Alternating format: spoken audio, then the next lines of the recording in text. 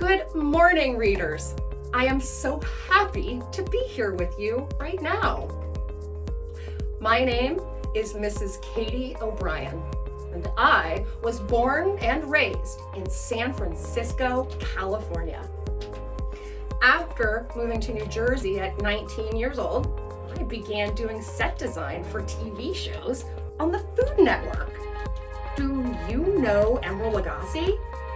I helped make the set that he cooked in front of. It was pretty cool stuff. After a while, I left television to become a teacher. I currently teach at Roosevelt Elementary School in River Edge, New Jersey. I've been teaching in River Edge for about 5 years now. There is not much else that I would rather be than a teacher. You could say that teaching and I go together like tuna fish and cheese. Like cheese pizza dipped in ranch dressing. Like hot French fries dipped in a cold chocolate frosty. What? Why are you looking at me like that? You know, sometimes two unlikely things can come together to become extraordinary partners. In today's lesson, I am going to introduce you to two more unpredictable duos. I will do this by reading two nonfiction or true stories about unexpected friends. While we read together, we are going to focus on two different strategies to help us along. The first is using imagery. When we read, we should really try to bring these words to life by imagining what these words actually look like. This will help us make a movie in our mind. We can imagine what's happening like it's real life. We'll better understand what we're reading, and we'll have more fun with the whole process. Okay. Sounds cool and all, right? But how do I do this, you ask? Let's have a quick mini lesson so that we can know how to use imagery as we read.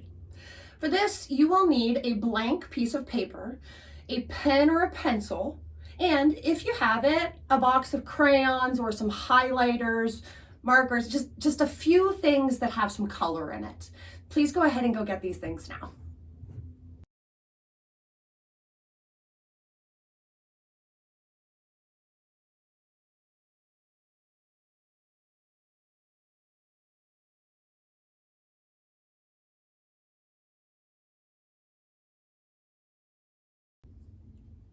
Welcome back. I am going to read a paragraph to you twice. The same paragraph, twice in a row. The first time I read it, please just listen. The second time I read it, use your pencil or your pen to draw what you imagine. If you are doing this with somebody, please sit away from them so that you cannot see what they are drawing. You're going to be tempted to look at them, but when we're done, I will give you an opportunity to see what your partner or family member or somebody has done, in addition to my own examples. Okay, ready? With empty hands, please listen. A grenade is an animal. It has a long, oval-shaped body. The grenade has a long neck and tail, and the top of the neck, back, and tail are covered by a row of triangular shaped plates. The grenade's head is shaped like a long triangle. It has big eyes and big eyebrows that stick out. It also has big nostrils. These are your nostrils. Its body is covered in scales.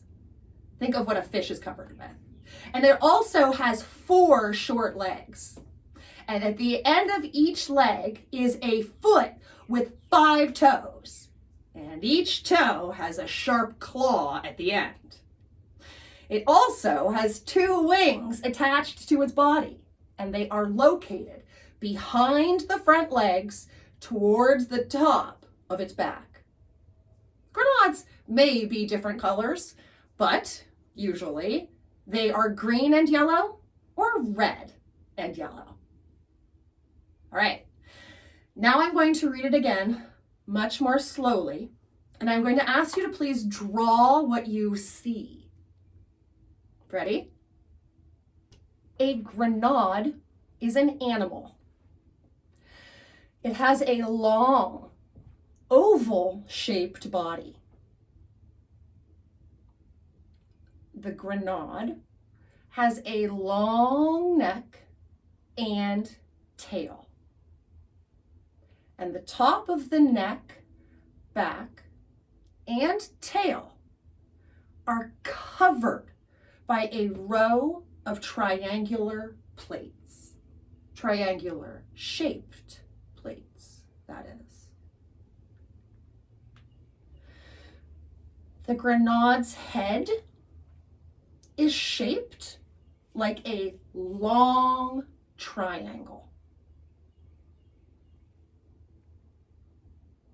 It has big eyes and eyebrows that stick out. It also has big nostrils. Remember, these are nostrils, the open part of the bottom of your nose. Its body is covered in scales. Again, think of rainbow fish, those things on the side. The grenade has 4 short legs. At the end of each leg is a foot with 5 long toes. And each toe has a sharp claw at its end. The grenade has 2 wings attached to its body. 2 wings. And they are located behind the front legs towards the top of its back.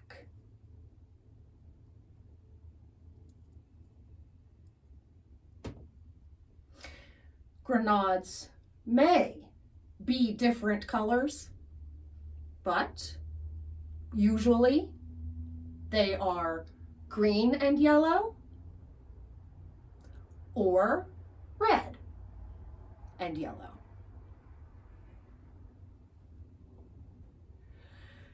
Ready? Now, go ahead and show yours to somebody in your home who may have done this with you. And if not, please go ahead and take a look at the examples that I have brought with me here. My friends, you are going to notice that everybody's grenade, a grenade is not a real animal, by the way, is slightly different. However, they're all kind of the same. Each one of us is going to use our imagination differently when we read information. And each one of us is going to imagine or see something in a slightly different manner than maybe the person next to us. However, with what we see in our imagination, that is correct for us. When we use our imaginations as we read, this is how we can bring words to life. And though we will not be able to take breaks to talk about how we are using our imagery as we read, I will support this type of thinking by showing you pictures in the background next to the texts that we are reading. And speaking of support, we are also going to find evidence from the texts to back up facts. Because after all, a fact that hasn't been backed up with evidence, it's not a fact. After we finish our 2 articles, we'll take a short break. And by the way, I have quite the surprise for you during that break. We return to our lesson. We are going to transition or move towards writing. I will explain what a Venn diagram is, also how we can fill one out, and then you're going to see gently how easily we can take the notes from our diagram to turn it into a short response to a question. It may seem that we have set some pretty high goals for ourselves in the next hour, but I promise that if you stick with me, this will be a breeze. To participate in this lesson, you will need a piece of paper and a pencil. If you have a way to type, you may also type with me. Typing is the method that I will use, but you will reach the same level of success with just a pencil and piece of paper. You ready? I am. Let's begin. From Owen and Mazzei, The Language of Friendship. Told by Isabella Hatkoff, Craig Hatkoff, and Dr. Paula Kahumbu. In a special place in Kenya lived 2 great friends. A young hippopotamus named Owen and a 130-year-old giant tortoise named Mazzei. No one guessed that they would become friends or that they would become famous around the world. And no one expected that their friendship would last so long. But the story of Owen and Mazzei has always been full of surprises. Here is the true story of their first remarkable 1.5 years together. When Owen was a baby, he lived with his mother in a pod with about 20 other hippos. Their home was the Sabaki River in Kenya. But when Owen was about 1 year old, his life changed forever. That December, the river flooded, and the hippopod was washed to the river mouth near the coastal village of Malindi. And that is where hippos were on the morning of December 26th, 2004, when the surging waves of a powerful tsunami struck. Afterwards, only one hippopotamus could be seen, the baby hippo who came to be known as Owen. Hundreds of villagers and visitors worked all day to rescue Owen from the coral reef on which he was stranded. Owen was only about 2 feet tall, but he weighed a solid 600 pounds. And the sweater made him, the sweater. Did you hear me? I was talking about how heavy the hippopotamus was. And then within the same breath, within the same sentence, I started to tell you about him wearing a sweater. That didn't seem right, did it? I paused because I realized in my mind, no true story features a hippo wearing a sweater as everybody rescues him. So, I'm listening to myself as I read. Good readers want to make sure that they listen to themselves to make sure that they sound right. And my goodness, I caught myself. The word is seawater, not sweater. Please allow me to begin that sentence again. Owen was only about 2 feet tall, but he weighed a solid 600 pounds. and the seawater made him very slippery. That makes more sense. Owen wasn't used to people, and out of fear and anger, he tried to escape from anyone who came near. Finally, a courageous or very brave visitor named Owen Sobian, you catch Owen and Owen, tackled the baby hippo, giving the others just enough time to secure him with a net. And the joyous crowd named the hippo Owen in honor of this brave man. Cool. Many hours later, after a long, jolting ride in the back of a truck, Owen arrived at what would become his new home, a lush wildlife sanctuary called Haller Park, which was developed on the site of a restored limestone quarry. Cool use of resources. The park workers, including Dr. Paula Kahumbu, the manager, Sabine Bear, ecologist, and Sabine Bear is the ecologist, pardon me, and Stephen Tway, the chief animal caretaker. They thought carefully about where in the park Owen should go. Why would they do that? Why would these three people who are in charge of making sure that all of the animals that are there in this wildlife sanctuary, a place where animals are brought to be kept safe, a sanctuary, why would these people think about where to put him? Why would they give it thought? Let's think about this for a second. The baby hippo, now named Owen, is just that. A baby. We need to be careful with babies. Babies are tiny and they're fragile. That could be one reason. I mean, babies can't defend themselves. If an animal has been brought to a wild animal sanctuary, then there are going to be other more dangerous animals there. We wouldn't want to pair him up with an animal that could hurt him. I think we want to protect him. And I think that the reason why the author went so far as to tell us that these three people thought carefully, I think that means that we are supposed to pay attention to why. This is a supporting detail. This has something to do with caring for Owen.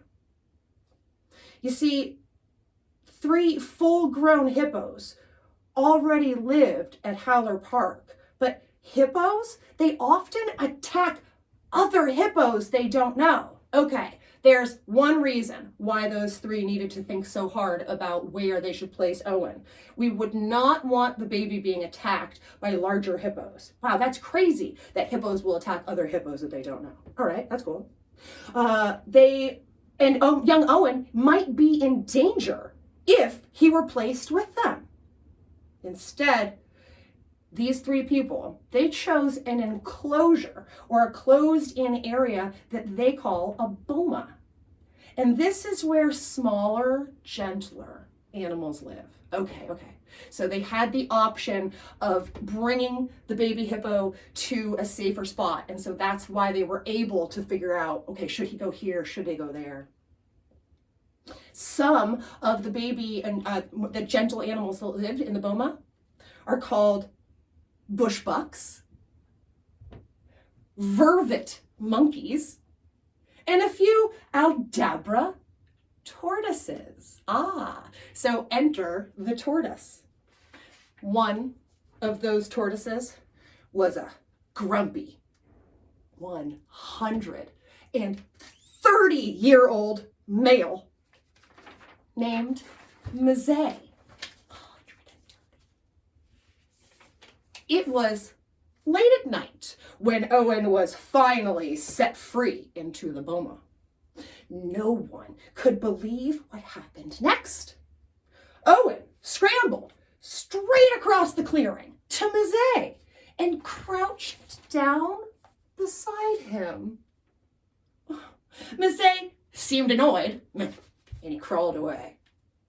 But Owen, he just followed him. And the next morning, Owen and Mzee were found snuggled up, cuddling next to each other. Two unlikely companions coming together to become the best of teammates. Their extraordinary friendship had begun. Extraordinary. What a word. What extraordinary mean here? We're talking about their relationship. So I would say that in this case, extraordinary could mean that they had a very surprising relationship. As it said, no one expected what would happen next. So I would go ahead and say that in this case, the word extraordinary would really mean very surprising. So their extraordinary or very surprising friendship had begun. At first, Dr. Paula, Sabine, and Stephen, they doubted. They didn't have faith that the bond between the baby hippo and the giant tortoise, who was grumpy, would last. They expected Owen would soon realize that his new parent was not a hippo at all. And it is virtually unheard of, like totally nobody's ever heard this before, for a reptile such as Mzee to form any attachments with any animal, especially a mammal such as Owen. But nothing turned out the way anyone expected. During the first days of Owen's rescue, his caretakers were worried because Owen, he wasn't eating. And he wasn't eating the leaves that Stephen had left out for him. Still a nursing baby, Owen hadn't learned yet how to forage for grass or how to eat grass on his own. And then they noticed that Mzee seemed to be showing Owen what to do. Before long, Owen was chewing on a few leaves too. As the weeks went on, everyone watched in wonder as Owen and Mzee spent more and more time together.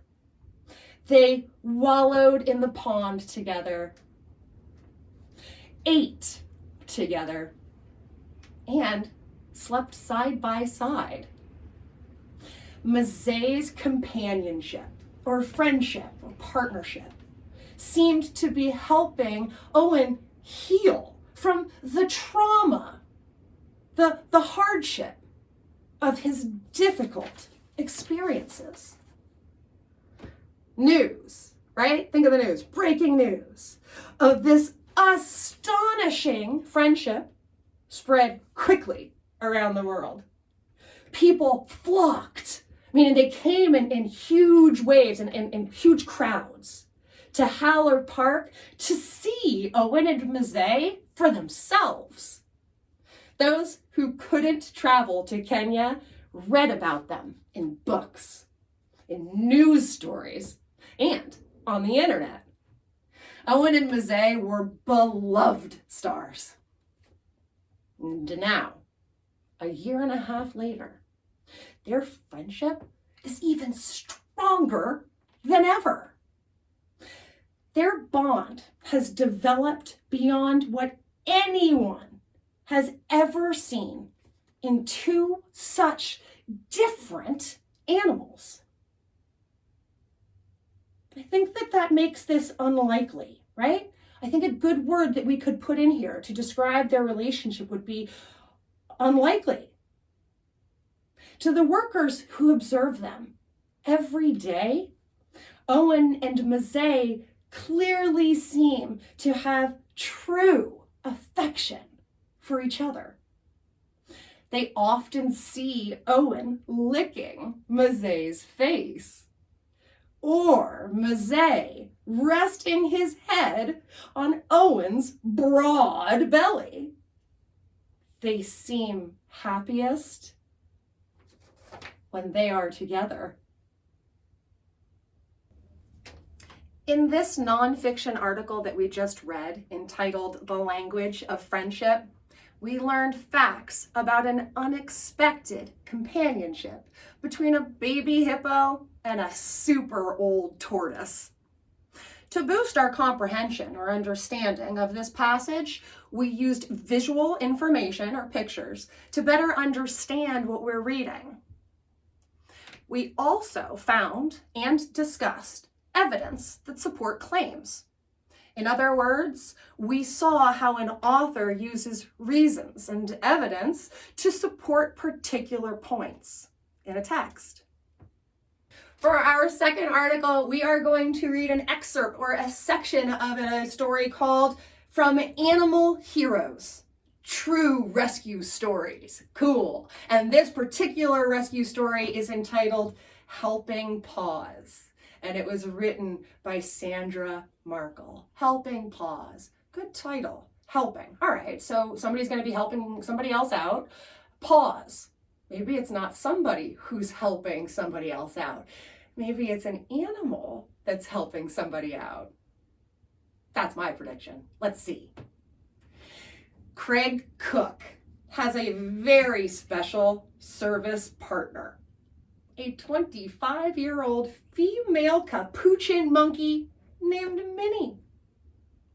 In 1996, when he was 30 years old, Craig was in a car accident that left him a quadriplegic. Whoa, 5-syllable word. Quadriplegic means somebody whose arms and legs are no longer working properly. For several years, Craig needed help from other people for such basic needs as getting a drink of water. Then Minnie came through the Helping Hands organization. Minnie was born at Southwick Zoo in Mendon, Massachusetts, as part of the Special Helping Hands program. When she was a baby, she was given to a foster family who cared for her and helped her learn to live with people. She learned basic skills like obeying rules and fetching on command. This is a monkey we're talking about. Next, Minnie attended the Helping Hands Monkey College for 2 years. And at the college, she learned tasks that would help a handicapped person. And these included taking food out of a refrigerator, turning pages in a book one at a time, and picking up objects that had been dropped. Wow. It is a long training process, but capuchin monkeys can live to be 45 years old. So they can be counted on to provide service for many years.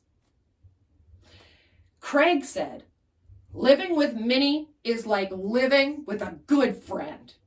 And since she's been with me, Minnie's learned even more neat things to do, like make popcorn in the microwave. Thanks to Minnie, I can live independently with caregivers only coming in for a short time each day. And when I go out, instead of being seen as the guy in the wheelchair, I'm now the guy with the monkey. How cool is that? Can we please pause for a moment and take a look at that last paragraph? Because that was the last paragraph of the article. There's a lot going on in that last paragraph. The sentence that reads, thanks to Minnie, I can now live independently with caregivers only coming in for a short time each day. That sentence shows that a problem has been solved. Thanks to Minnie, I can now. That's a solution. That tells us that the way that this was organized is by problem or challenge and solution. That's cool. So at the end, we found the solution to a challenge. Also, the word independently is in there. Independently. That's another fiver. independently, if he can now live independently with people only coming in every now and then to check on him, well, independently must mean on his own. What great clues that the author gave us to figure out what it means. It means without assistance. In this article, we were introduced to another unlikely pair. And in this case, it was a capuchin monkey and his human animal buddy, Craig Cook. Once again, we have used images or pictures to help us better visualize or see what these words mean or represent. And we also took a moment to look at that last paragraph and break it apart, to kind of unpack it a little bit and see what more information we can get out of it. Let's take a 5-minute break. At the end of our break, we are going to continue to practice and implement these two strategies with a second article about two unlikely friends. And for our break time, I am very proud to present to you a magic show. Friends, neighbors, children of all ages, I would like to welcome you to your brain break. I am the incredible John Regan. I am also a public school educator, and I, like all your teachers, miss teaching and entertaining kids just like you. Next, let's enjoy some magic tricks and jokes. For my first trick, I will demonstrate one of my very own inventions. I invented my very own invisible cloak. Pretty cool, right? For my next trick, I will show off some of my new culinary skills. I learned some new ways to cook and recipes. Dylan, your toast is ready. Hocus pocus, if that's not enough, here's a newfound way to get a healthy snack.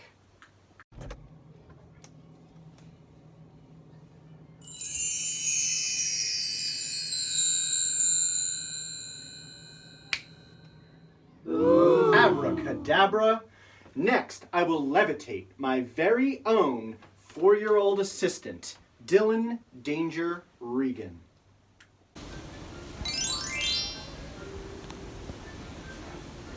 I'm flying. And for my next trick, I have decided that having one of me is simply not enough. So I've invented my very own clone.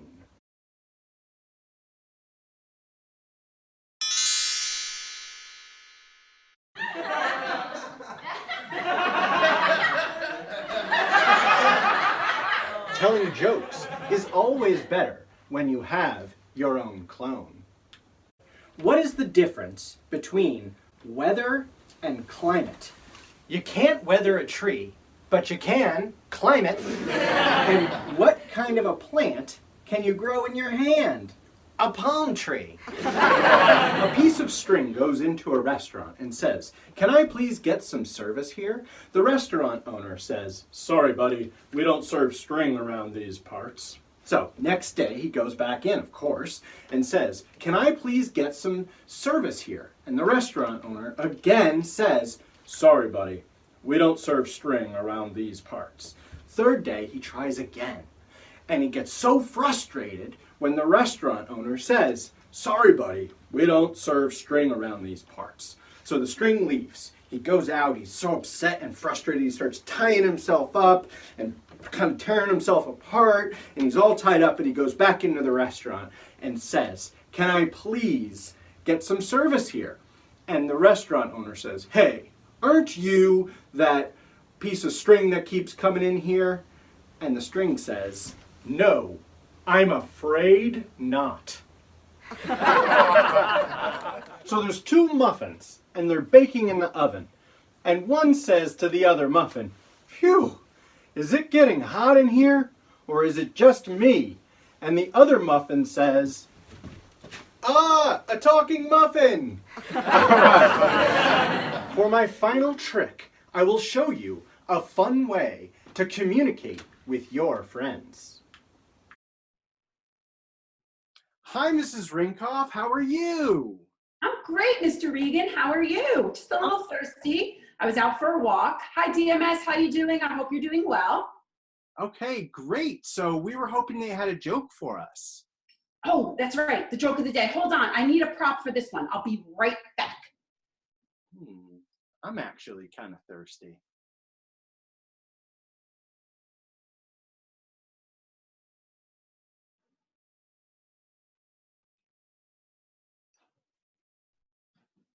Pretty good.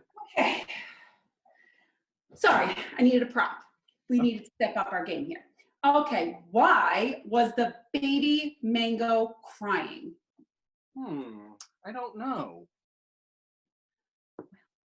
Because its mommy was in a jam. Anyway, I gotta go. I'm gonna actually go walk again, but I'm really thirsty. Where did my water go? See you, Mrs. Rinkoff. Bye, Mr. Regan. And that concludes your brain break. Back to you, Miss Katie O'Brien. Welcome back. I hope you enjoyed that. I know I sure did. We have just read the passages Owen and Mazet, The Language of Friendship, and Helping Paws from Animal Heroes, True Rescue Stories.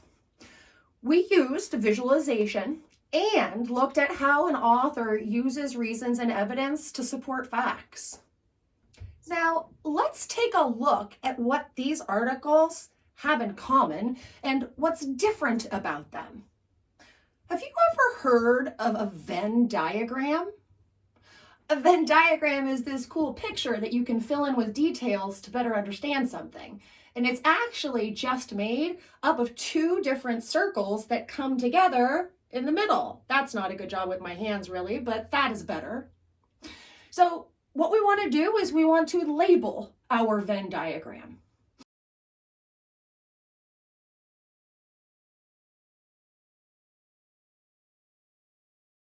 This one section in particular will only be about this one article, whereas the other section will only be about the other article. The portion in the middle, that's what they both have in common. And so just by filling out this Venn diagram, we're going to be able to actually see the similarities and differences between these articles. We're going to use information directly from the readings. Did you know that when you're being asked to summarize or tell about what you've just read, that not only are you allowed to look back in the text for information, but you're kind of supposed to. We want you to do that. So what does that look like? Let's go ahead and see how we can do that now.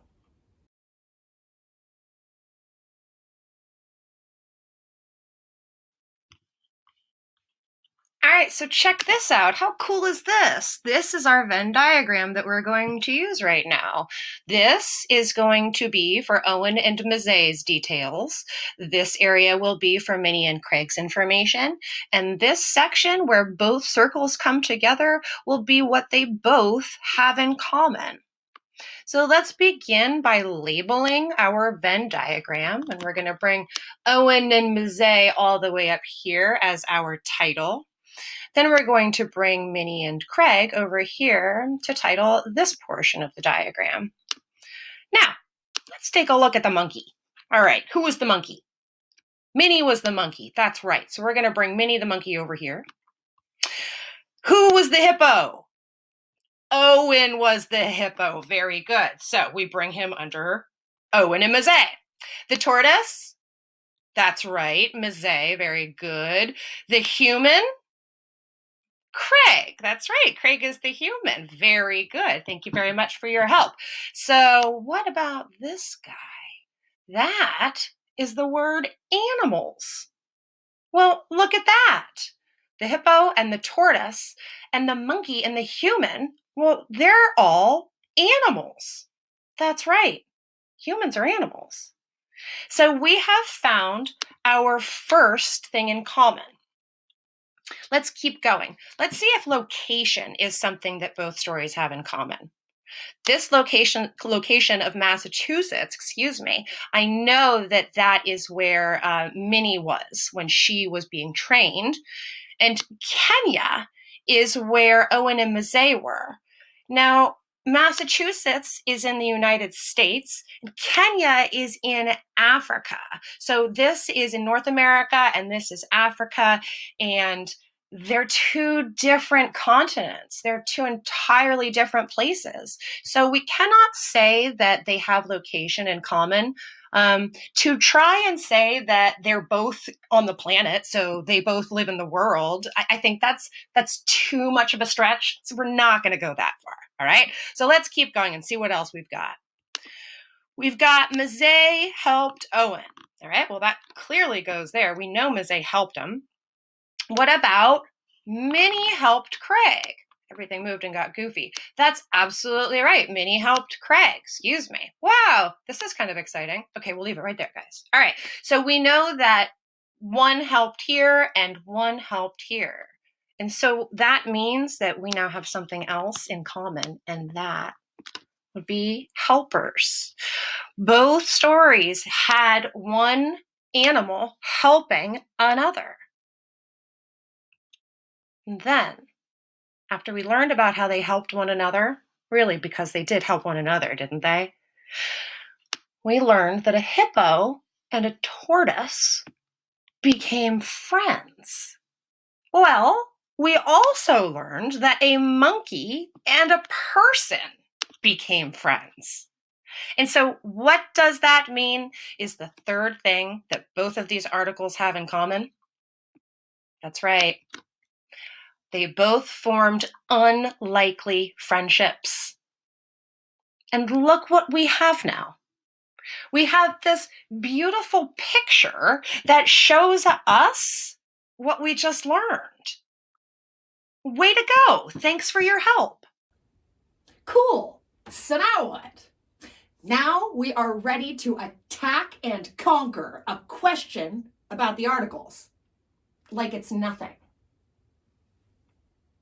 Here is the question.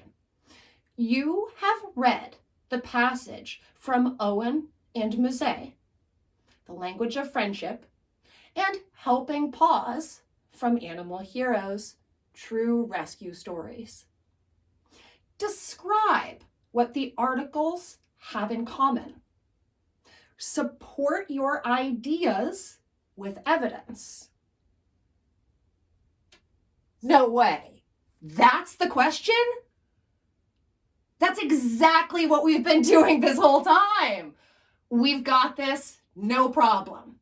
We're even going to use our Venn diagram drawing to help us write this. We basically have all the information together.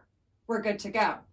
Now what we need to do is take the notes that we left in the Venn diagram, turn them into complete sentences. And this is how we're going to do that.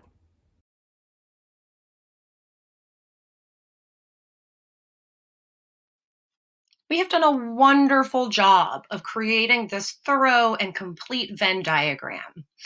And we are now going to use it to answer our question where we need to describe the similarities, right? There are 1, 2, 3 similarities between the two articles, and that we need to back those similarities up with evidence, all right? And this is going to be the evidence that we back it up with.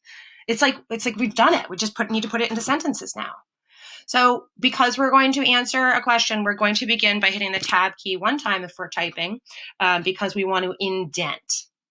And we also want to pretend that the person who is going to be reading this, the person or people, that they have zero idea what it is we're talking about. And so that's how thorough we want to be. If anything, we want to give more information than we need to. So let's begin by repeating the articles. So the language of friendship.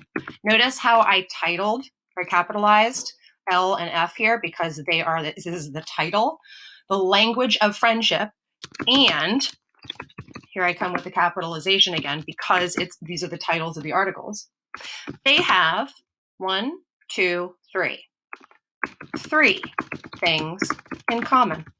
Period. That's it. That's your first sentence. That's it. Like, look, there they are. How cool is that? Now, we were also asked, though, to back ourselves up. We have to give evidence. So, okay, no problem. Let's start with the first thing that they have in common. The first thing they have in common is what? Animals. Are animals. All right, so we named the first thing that they have in common. Talk about the animals. What are they? Back it up. The animals are the hippo, the tortoise. See where I'm getting them from? The hippo, the tortoise, the monkey, and the human.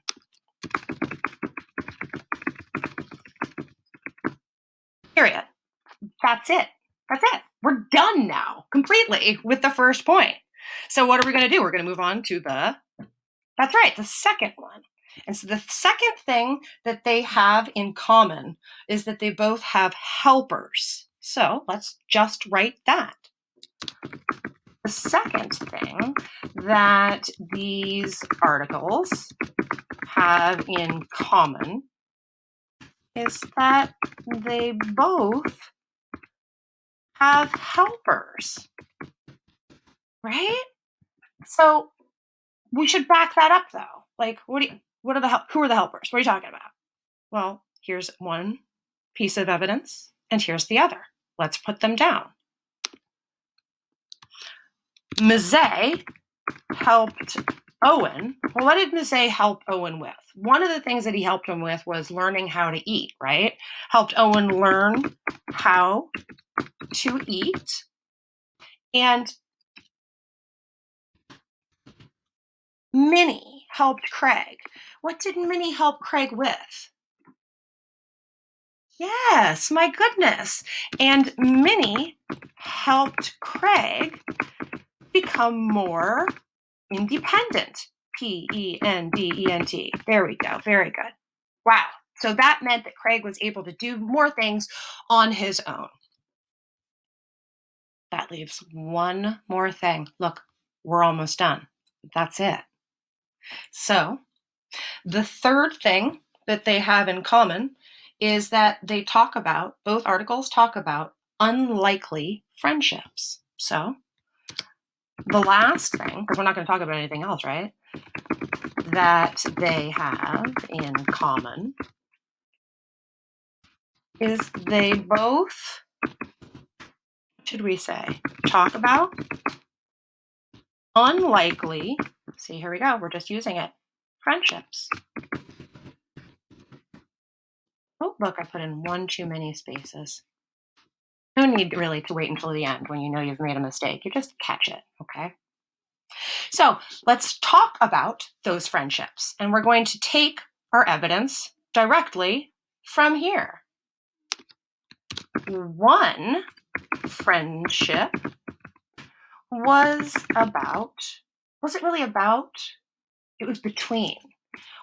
between a baby hippo and a giant old tortoise. That's it. Look at that. Now all we have to do is put in the next fact from over here. The other was between a monkey and a human. Now, we just listed all 3 facts that both articles have in common. We could totally be done here, but the thing is like to finish here would be like to hand somebody a sandwich that you had spent all this time making and like not put the last piece of bread on top. Like it's not finished. Okay, it's true that some like open face sandwiches are delightful, but that's not what we're making right now. We're not making an open face sandwich. Okay, this is an actual sandwich with like bread on all sides. So the top piece of bread is where we're kind of like repeating the question, right? We're like up here, we're letting people know what we're about to talk about. So let's let people know what we just talked about, right? We just talked about 2 articles that have 3 things in common. So let's write that. These 2 articles have 3 things in common. What are they? We listed them already, so we don't want to rewrite the paragraph again and again and again and get lost in the spiral of a never-ending paragraph. So instead, maybe let's add one more thought, reflection, where we can look back upon this and end it poetically, nicely. And they showed us that there we go, and showed us that different creatures, I don't like creatures, beings, that's better, can come together and become wonderful friends. Remember that friends has that IE vowel combination. Look at this. Do you see this? Look what we did. We worked together to create this amazing Venn diagram with fantastic information, and then we used the information that was there to just put it into complete sentences. And honestly, my friends, this is a boss paragraph. This is a fantastic response. Way to go.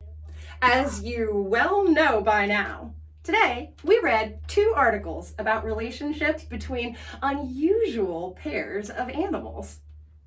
The first example was the friendship between Owen, the hippo, and Mazet, the tortoise. The second was between Minnie, the capuchin monkey, and the human animal, Craig Cook.